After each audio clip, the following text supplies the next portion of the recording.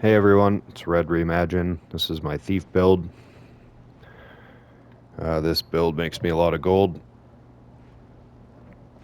If you sell blue items, you make roughly 50, 60k a day. If you sell, take the time to get all purple items, which really doesn't take that long, maybe an hour, you can make about 280k a day per character. So it's a big difference.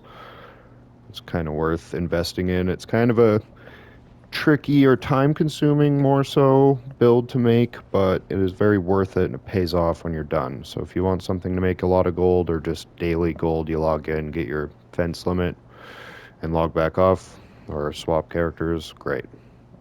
This is the build for you. So we'll jump into the character sheet. So 33k, 34k max stam.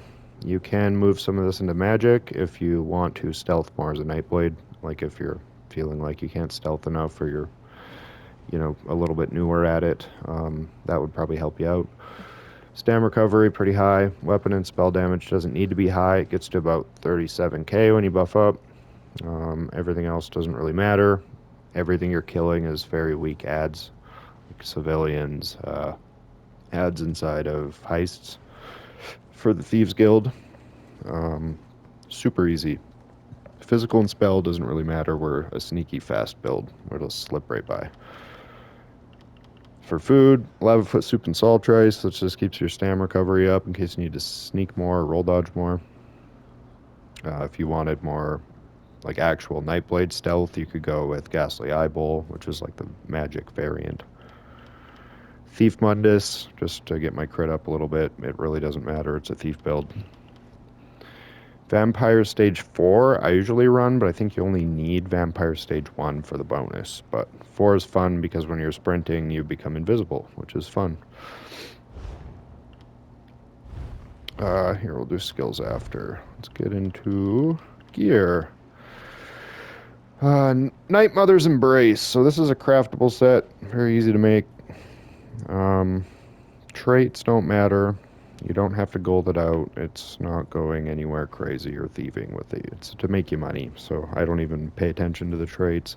Training would actually probably be an alright one because you'd get a little more experience for, pickpocketing and taking people out with the Blade of Woe, but that's about all you'd be doing, so none of this stuff would matter. Training might be the best trait. So Night Mother's Embrace, what that does, it makes your stealth detection 2 meters less, so you can get closer and behind people and they can't see you, and people can be closer to witness and they won't be able to see you. Our other 5-piece set, Sithis Touch. This comes from like Dark Brotherhood and Gold Coast. I think it's Overline Gold Coast. When you kill an enemy, you gain 5% movement speed for 30 seconds and become invisible for 3 seconds. Stacks up to 20 times. That's amazing. It's 5 times 20. That's a lot of movement speed. And basically, you become invisible as soon as you use your Blade of Woe, which cues in with the CP that we have, and I'll show you that later. We basically, when you use your Blade of Woe, you become invisible twice with this build. It's great. And you get really fast. This is just a filler. Maybe I'm not carrying a monster set. Yeah, so 5-piece Sithis, 5-piece Night Mother's Embrace, and Ring of the Wild Hunt. So this increases your movement speed. You don't need it, but if you have it, throw it on. If you don't have it, you can just maybe take this head off and take the shoulders off and throw another Ring of Night Mothers on, and then you could even put a monster set on if you wanted to. So if you don't have the Ring of the Wild Hunt, it's not a big deal, but it does make you a heck of a lot faster, which is just nice to kind of push people out of your areas or keep ahead of people that are trying to push you out of a thieving area, because it does happen. It's very competitive, and it can get kind of frustrating sometimes, so we want to be quick. Swift would probably be the best trait for all of these, but I have it on one. I don't put a lot of gold into this character or time because it makes me gold as it is. It's not going to change that. So we'll go into the skills. Skills don't really matter. You could make this on any class or any race. You kind of want something that can bring somebody down really quick. If your your pickpocket screws up, you won't be able to Blade of Woe them right away until you re-stealth, but it almost is faster sometimes you already got a bounty to just take them out with your skills. So I got this to break me free of guard stuns. It's forward momentum from the two-handed line. Shadowy Disguise, this is just your I need to be invisible now skill. Swallow Soul, stage 4 vamp, you don't heal, so if I hit somebody with this, it'll just bring me back to full health. You could slot something else. Concealed Weapon, you want this on if you're a Nightblade, because while you're sneaking, you'll become faster by 15%. You get Minor Expedition. Reverse Slice, this is just my execute, so if some adds low health that I hit, I take it out with this. The important passives are more important in these lines, so what's first? Let's go to medium armor. Improved sneak. Reduces cost of sneak by a lot for each piece of medium armor equipped. And reduces your size of detection, so that goes with that set. So we get -2 meters, and then we get another 35% minus off of our detection area. Everything else is good in there. Pick her all up. What do we need? Ledgered Mane. This is the toughest one to kind of level up, but as you're the fastest way to level it, you know, people go around picking doors forever, but the fastest way to really level it is to pickpocket people and sell the items to the fence. You get experience on this for both of those actions. So as you're selling stuff and making money once per day, you get a big bonus to your Ledgered Mane. It goes up to 20. It kind of sucks to get, but very important. Increases your chance of pickpocketing. So as you're going and leveling this up, your pickpocketing is just going to get easier and easier till I've pretty much guaranteed 100% and then 95% and then you Blade of Woe. So great.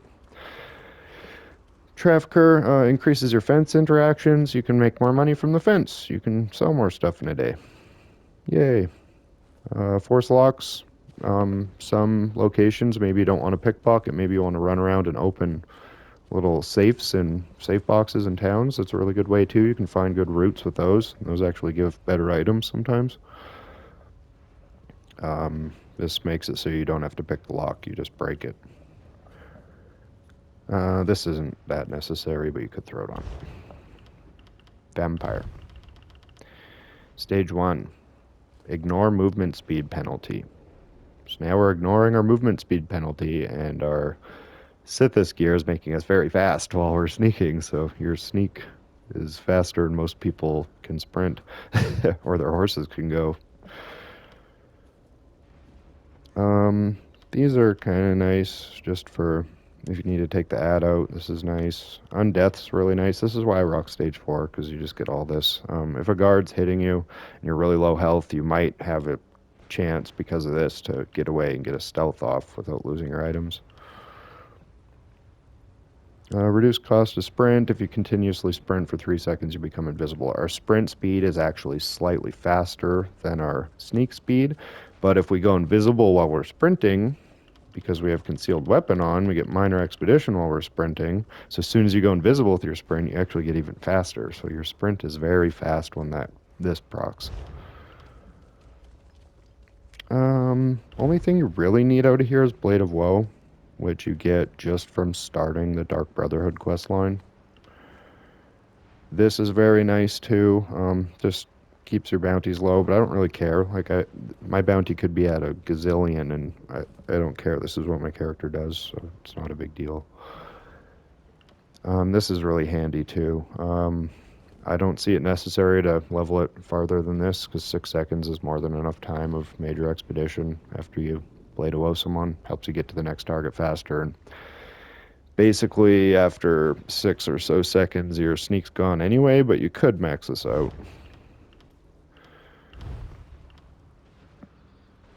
Swiftly Forgotten, kind of nice. Haggling, definitely nice. This makes your stuff at the fence sell for more, which CP that we have does the same thing, so great. Clemency, this is good to throw on, because if you do end up getting caught and you have like a full inventory by a guard, You can just tell him, "Hey, I'm in the Thieves Guild," and he'll be like, "Oh, you're okay for now." But you only get 1 minute once a day of clemency, and then you're done. So once a day you can run away from the guard for free. Timely escape, kind of nice. You spawn a foot pod, or it's the same thing, sort of. If a guard is fighting you and he's not going to give you that option, this might spawn a foot pad you can jump on. It'll take you right to a refugee. It's kind of an emergency escape. Decreased detection range, so 10% farther away or closer to you, I guess. People won't notice you doing bad things. Good. We just throw those on every character. Cat purse, 5% pickpocketing chance, because we're a cat. Wonderful. 3-meter stealth detection radius, while minusing off of it, because we're a cat. So that stacks with the things we were talking about earlier. Another whole 3 meters gone. Okay, we'll go into champion points. Starting the green tree. Most people probably haven't ever looked over here before. Increase the value of fenced items by 25%. Perfect. That goes with the skill we just talked about that boosts them. So our one set makes you invisible instantly as soon as you kill an enemy. This set, after about a 3-second delay, which is the timer of the other set that makes you invisible, this will make you invisible again. So use your Blade of Woe, you'll instantly go invisible. That'll go away, and then you'll become invisible again. So you get 2 invisibles off of every person. Invisibles, is that a word? Off of every person you hit with the Blade of Woe. Cat Purse's art increases the chance to get higher quality loot when pickpocketing. So people say you never get blue items. I don't think they ever read the CP point before this was added. It's a lot easier to thief now than it used to be. So you want those? This is the only white passive you really need. Actually, increase your gold gained. I think that might affect it as well. But reduces radius you can be sneaking by another 3 meters. On top of our Khajiit passive that's 6 meters, our set that's 2 meters, so like you're very sneaky. And our last one, out of combat movement speed. We're not in combat, we're sneaking around pickpocketing people, 20% faster. Like we're quick. Really quick, as you'll see. I try to just go a little damage route. I have a different character that, like on this character, it's a different build. And this is just the same damage CP he was rocking, so I just threw it on here. This really doesn't matter, your pickpocketing stuff. This matters. This is fun. Well, it doesn't matter, but it's really nice. You get an automatic break free every 21 seconds. And if you're getting caught by a guard every 21 seconds, you're doing something wrong. Just saying. So this will pretty much always be up when you need it. This is the same thing. Free roll dodge every 30 seconds. If you're getting caught by a guard every 30 seconds, maybe, don't quit your day job and go back to it. Fortified, a little bit more armor just in case the the guard, hits you. And celerity. I'd definitely throw this on. It's another 10% movement speed on top of the 20% from the Steed's Blessing. So boof, another 30% movement speed. And we'll go into a demonstration video. Alright, so a little demonstration of how the sets work, or the set and the CP. So we'll go to Sithis here. When you kill an enemy, you gain 5% movement speed for 30 seconds and become invisible for 3.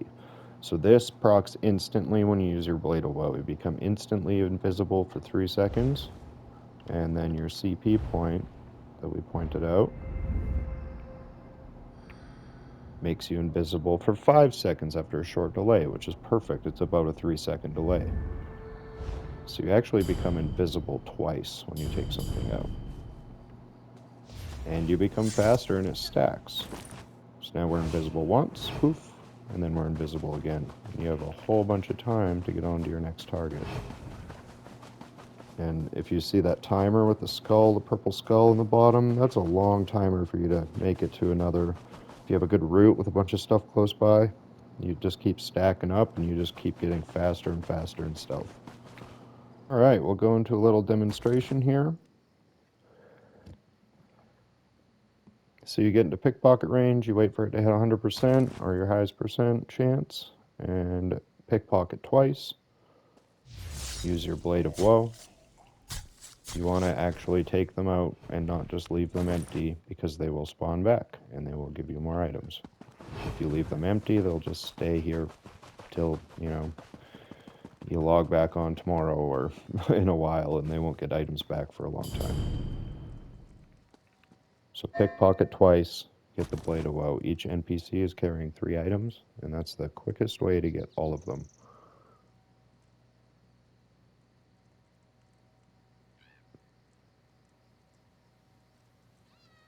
See, this noble is a little bit harder to pickpocket than those other things, but they, boom, blue item. Oops.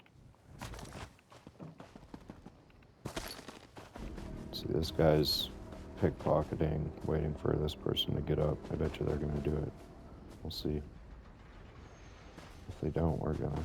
That's what you gotta kind of do. I'm sure that's what they're here for, but you snooze, you lose. That's why I'm so fast. People will try to push you out of your spots when you're pickpocketing. They'll see it. I don't know what it is. It's like they just gotta be the one to do it, and they'll try to push you out, so you gotta kind of fight fire with fire.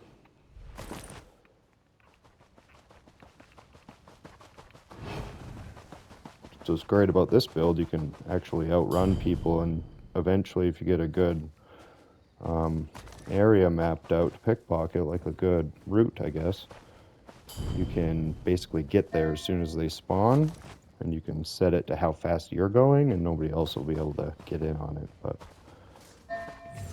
it's kind of like farming nodes. You gotta kind of be a little bit aggressive. Try to wiggle your way in. So we'll just grab a few items here. You guys can see how often blue items come up. They come up way more than people think. Some people tell me that you rarely ever get them, but I think we've got 5 or something in this video so far, maybe less, but something like that. See, that guy's too close, so I'm not going to blade of woe this guy yet. I'm just going to move on to this guy, but I am going to come back for him. Lost it again. Oh, I've got to stop drinking. Same with this one, because of the guard. The heart of Mara beats beneath the breast of There's the a way to living clear out Connected most of the to my towns. spirit. You know, you just got to be patient and figure out the roots of all the ads. So this guy's going to come back. Actually, because that guy comes back and reads his book, I'm going to take this guy out. So once you develop a route, this guy's empty again. Someone must be looting them off. Just leaving them. I thought they made it so the game gives everybody their own kind of items.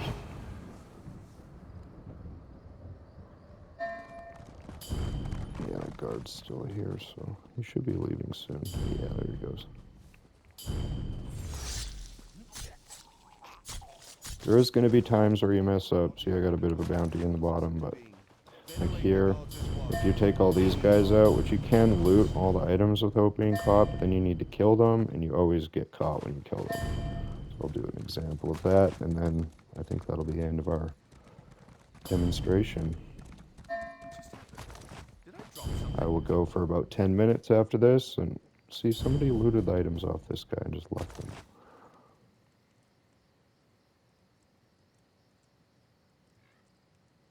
I will keep this up for about 10 minutes, see what I get, and we'll sell them off, and I'll show you all how to do that.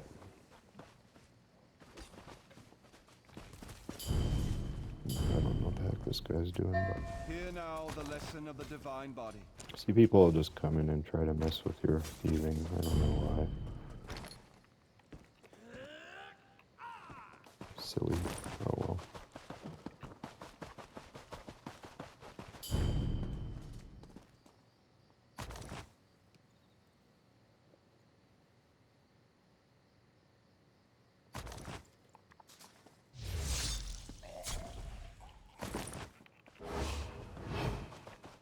Alright, well, I will keep going for a little bit. We'll see what I get.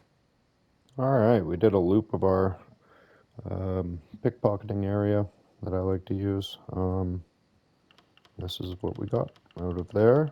So what I do now, that my inventory is filled up, I delete everything that is green and white, because they are not worth it.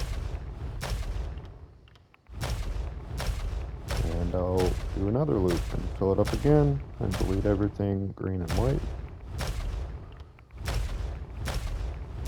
If you're feeling really bored one day, you could delete the blue stuff too, and save up a purple inventory.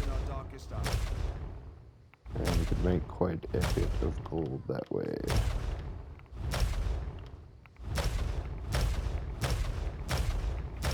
Let's see, and it all starts stacking up nicely like this. That's quite a bit already off one loop. So people think you don't get blue oftens very often, or purple items. I did one loop and I got one purple item. That's worth actually 2,000 with our CP, not 1,500. And these are worth about 350 or 380 or something. So, alright, so we're going to take those items we got, and we're going to go sell them to the fence. And my fence is fresh today, so Been dipping our hands in. so you can see I'm not carrying any gold. We'll just sell all these blue items first. So they were 338 a piece. That was one loop of my thieving run. That took about maybe like 8 minutes. As you can see, there's a lot of room for us to sell things still.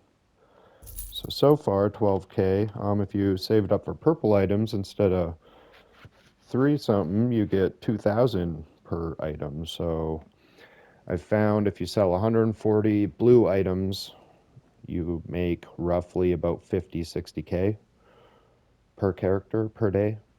If you sold these, that would be substantially more.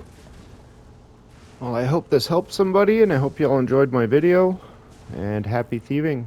We will catch you guys next time. PlayStation